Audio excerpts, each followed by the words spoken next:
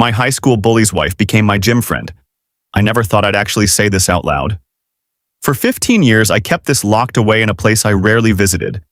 But after what happened last month, I cannot stop replaying every single moment in my head, like a movie I didn't write but somehow ended up starring in. Part of me feels like an absolute villain. The other part of me feels like the universe finally balanced the books. So stick with me, because this story doesn't make sense without the beginning. Okay, so picture a small town sitting just outside a big city.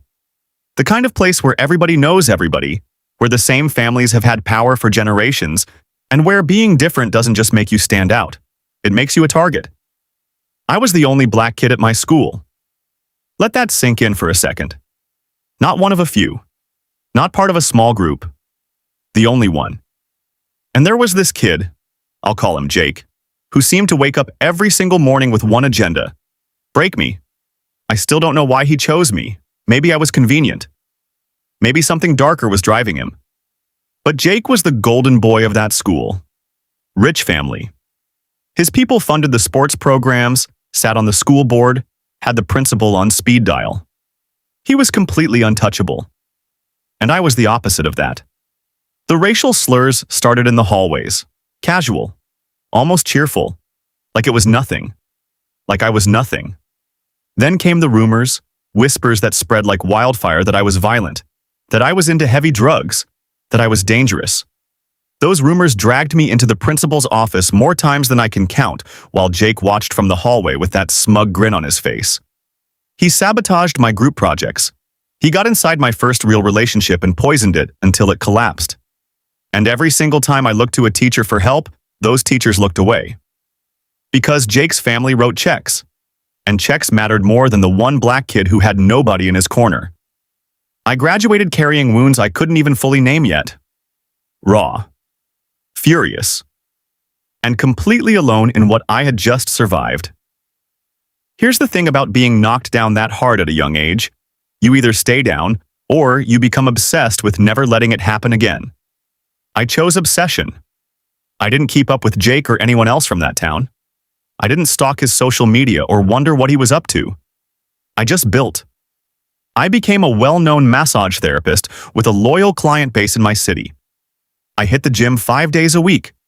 I constructed a version of myself that was strong, respected, and impossible to dismiss. I became the man that scared 16-year-old boy always had inside him. Jake became a ghost in the back of my mind. Still there, but fading.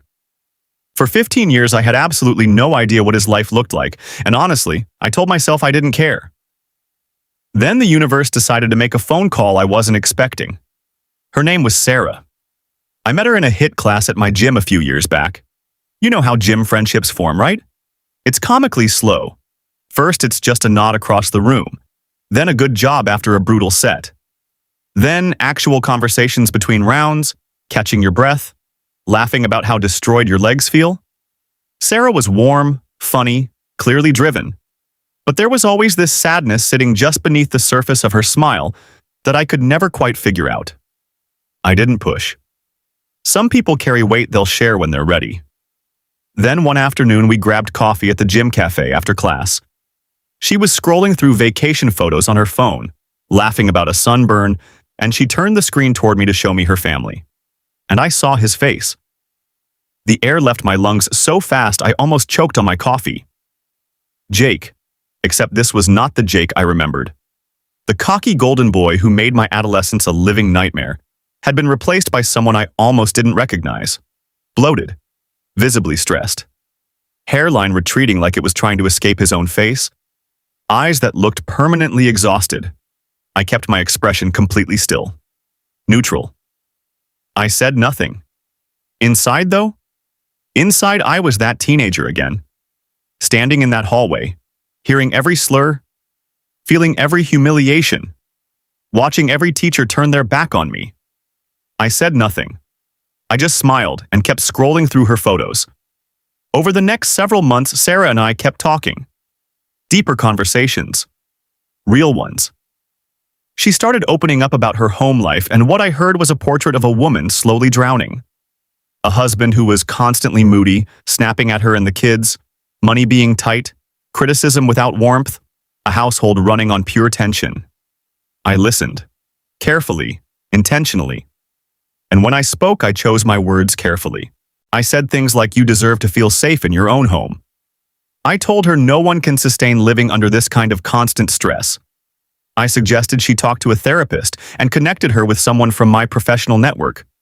I encouraged her to keep prioritizing her own health. Nothing explosive, nothing dramatic. The exact kind of honest perspective that any decent person would offer a friend who was clearly struggling.